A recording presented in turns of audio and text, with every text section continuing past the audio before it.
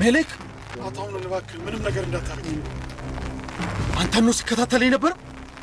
አንተ ነህ ዶክመንቱን ይዘረፍከኝ። እኔ አይደለሁም ነው እንጂ አጠገብ የሆነ ስትጸውትብኝ ነበር። አንተ ነህ ለካ። ቆይ ለምን ወሰድከው ዶክመንቱን? መልስ የለህም? በእውነት አምነን እንደምታስበው አይደለም። ታዲያ ምንድን ነው? ቆይ እንዴት አንተ እንደዚህ ታደርጋለህ? አምነን ምንም እንዳታረገኝ እነግርሃለሁ። በል አሁኑኑ አንድ ነገር ሳይካተል ንገረኝ። ራስህ ነህ እንደዚህ እንዳደርግ የገፋፋኝ። እንዴት? ቆይ አምኜ ድርጅት ውስጥ ኃላፊነት በሰጠውክ ታዲያ ይሄ ነው መልስክ? በቃ አንተ ሁሉም ነገር አለ፣ እኔ ግን የአንተ የበታች ነኝ። ይህን ደግሞ ሳይ ቀና። ቆይ ታዲያ ያልሰራህበትን ያለፋህበትን እንዴት ታገኝ ትችላለህ? አለፈውበትም፣ ግን በቃ ዝም በል። አይደል እኔ በግማሽ ሚሊዮን የሸጠሽ? ግማሽ ሚሊዮን? አዎ፣ አቶ ሙስጠፋ ከጀሪ በተቀበለው 500 ሺህ ለውጦሻል። ከጀሪ? ምንድን ነው እያወራሽ ያለሽው? እንደኔ ግምት ሙስጠፋና ጄሪ ከዚህ በፊት ይተዋወቃሉ። እናም ያን አንቺ እንዳታቂ በመደራደሪያን ገንዘብ ተቀበላት። ሙስጠፋ ለእኔ እንዳይነግረኝ በብር ሸወደችው። እሱን አንቺ አጣሪ፣ እኔ ከዚህ ልሂድ።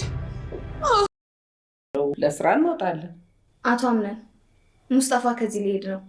ያው የጀመረው ስራ ካለ በቶሎ ይጨርስልህ። እንዴ ሙስጠፋ እዚህ እንደሚቆይ ነበር የማውቀው። አዎ፣ ግን አስቸኳይ ጉዳይ ገጥሞት ነው። ለዛ ነው። ችግር የለውም፣ ደርሶ ሲመለስ ስራውን መቀጠል ይችላል። ሙስጠፋ ተመልሰ እንደማትመጣ ነግረኛል። ግን ደግሞ ብትመጣም የአቶ አምነን ቤቱ ሌላ አንተ ክፍት ነው።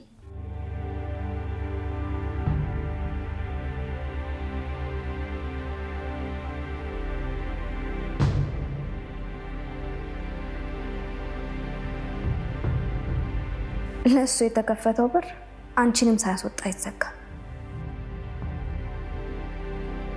ሲሳ ጥሩ ስሜት አይሰማኝም። ለዛ ነው። ለምን? መቼም ልጅም ማጣት እኮ ከባድ ነው። ያ ስሜትማ የሚሰማሽ ቢሆን ኖሮ ከደረጃ ላይ የጣልሻት ልጅ ናት ታስቢያት ነበር። የእውነት በንዴት ነው የሆነው። አውቄ አይደለም። እኔ እንደዚህ አይነት ሰው አይደለሁኝም።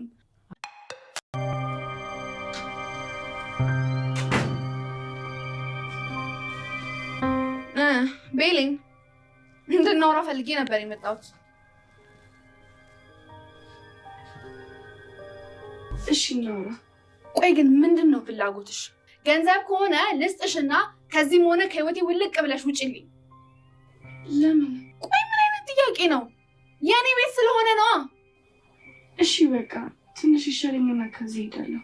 ያው ላንቺም ቢሆን የሚሻልሽ አዲስ ህይወት መመስረት ነው። ያው ያለፈውን ህይወት ስለማታስታውሺ። ግን ያጠፋሁት ነገር አለ እንዴ? ያው ትልቁ ጥፋትሽ መርሳትሽ ነው። እሱንም ቢሆን ይቅር ብዬሻለሁ። አሁን ግን ሌላ ጥፋት ሳታጠፊ ከዚህ መሄዱ የተሻለ ነው።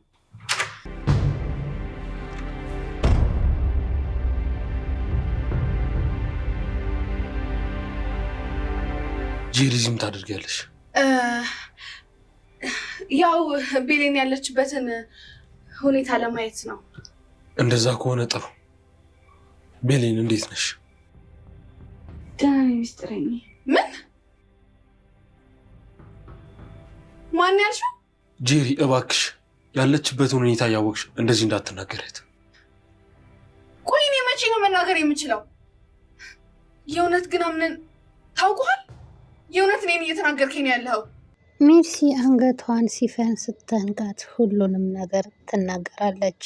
ሙስጠፋ የጄሪ ፍቅረኛ እንደነበረ፣ የጄሪን የቀድሞ ባል እንደነበር ሁሉንም ነገር ትነግራታለች። ከዛም እንዴት እንደዚህ ያደርገኛል እያለች ጄሪን እብድ ትሆናለች። እንዴት አታለለችው ማለት ነው በ500 ሺህ ብር ስትላት፣ እሱን እንግዲህ አንቺ አጣሪ እኔ ልሂድ ብላ፣ ምክንያቱም እሷ ራሷን ለማውጣት ግዴታ አንድ ሰው ማጋለጥ ነበረባት። ከዛም ትናደድና ሙስጠፋን ከራት መሀል ወደ ሌላ ቦታ ሊሄድ ስለሆነ አቶ አምነን ስለዚህ ያለውን ስራ እንዲጨርስ አድርገው ትለዋለች።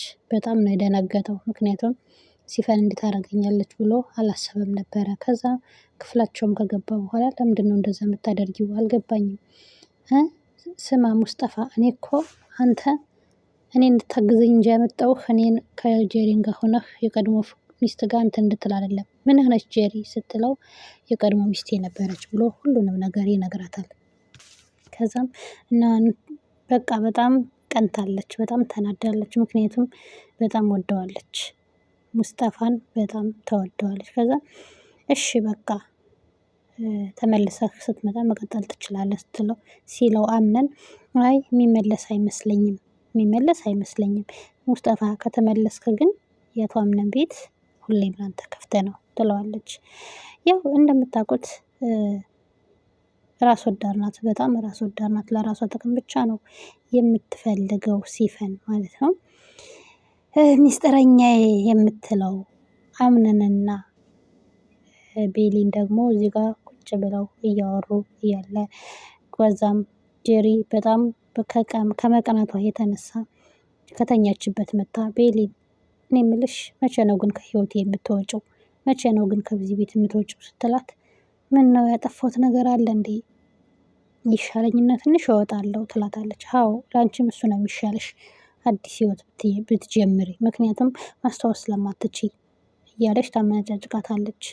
ከዛም አምነን ድረስ ሲል ምን እያረሽ ነው ጄሪ እዚህ ሲላት አይ ደንግጣ አይ ቤሊንን እኮ እንዴት እንደሆነች ለማየት ነው ትለዋለች። እሺ ከሆነ ጥሩ ይላታል። ከዛም እኔ የምልሽ ሚስጥረኛዬ ስትለው በጣም ትናደዳለች። ቤሊን እንዴት ነሽ ስላት ያለው ሚስጥረኛዬ ስትለው ማን ያልሽው ብላ እብድ ትሆናለች።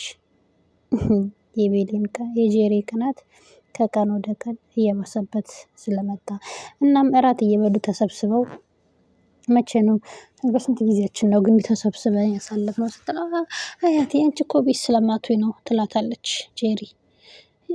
ታዲያ ሁሌ ቤት እኛ ሰዎች ነን እንስሳ አይደለን፣ መንቀሳቀስ አለብን፣ ስራ እንሄዳለን ስትላት የራሷ ተሰማት። ምክንያቱም እሷ ያለ ስራ ነው ቁጭ ብላ የምትኖረው። እናም አያትየዋ አሁን የጄሪንን ጉድ ስላወቀች በጣም ጠልታታለች። ከዛም ክፍሏ ሄደው አያትየዋ አምነንን እፈልግሃለሁ ስላለችው ለምንድን ነው አያቴ የፈለግሽኝ? ብቻዬን የፈለግሽኝ ከራት በኋላ ይላታል። እኔ የምልህ አምነን ስለ ሚስትህ ምን እያሰብክ ነው?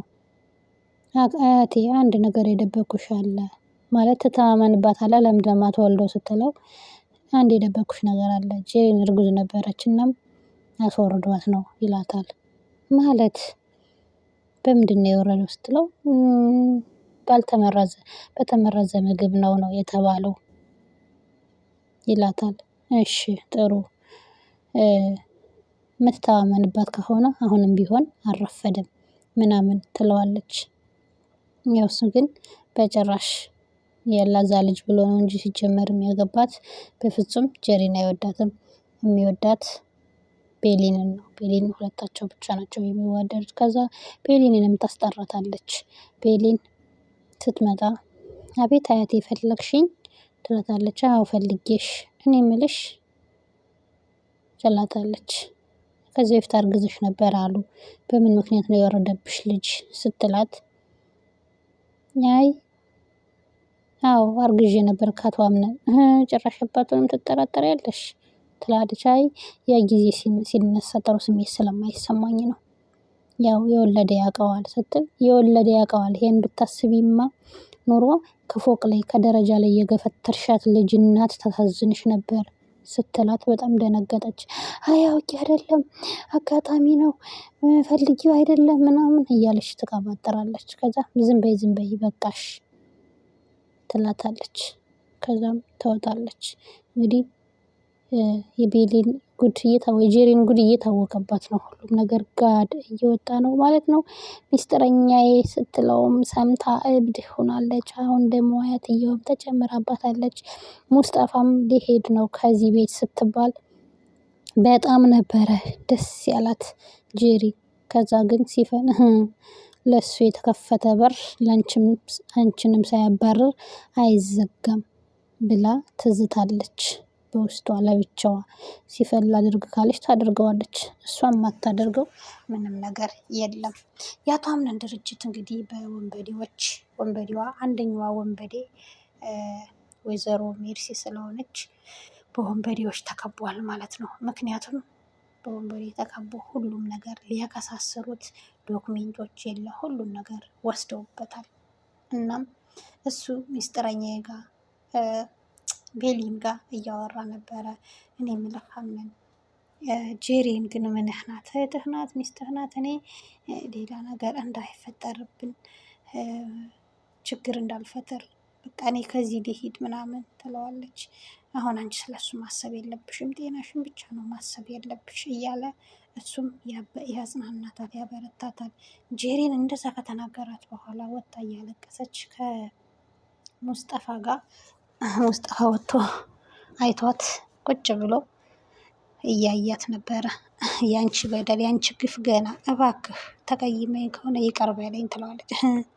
ከመቀየም አይደለም እውነቱን ንገረኝ ካልሽኝ ስቃይሽ ራሱ ያስደስተኛል አሁን ላይ አላት። ምክንያቱም ብዙ ነገር አድርገዋለች። ሲያስታውሳትም ነበረ ድሮ ያደረገችው ለገንዘብ ብላ ገንዘቡን ጥፍጭፍ አድርጋ እሱ ለገንዘብ ብሎ ብዙ ነገር እንደሆነላት ምናምን ብዙ ነገር ይነግራታል። ከዛም እሺ ያኔ ጓደኞቼ ናቸው ይዘውኝ የሞቱ እኔ እነሱ ነበር የምመስለው። የሰው ልጅ ውሎውን ነው የሚመስለው አስተዳደጉን አይደለም። እነሱ በገንዘብ ሲያመልኩ እኔን ገንዘብ አምላኪ አደረጉኝ። ገንዘብ ብቻ እንደሚያኖር አሳዩኝና ገንዘብ እንዴት እንደሚገኝ መንገዱን አሳዩኝ። ከዛም እኔ እነሱን ስመስል ከዛም ትተውኝ ጠፉ ትላለች። አቶ አምነን እንግዲህ የገንዘብ ጓደኛው ነው ይሄ ሁሉ ነገር ያደረገበት ጓደኛው። የድርጅቱ ኃላፊ ግን ሜርሲ ናት፣ ዋነኛው አቀነባባሪ ሜርሲ ናት። ሁሉንም ነገር እንትን እያለች ያለችው እሱ ግን አልገባውም።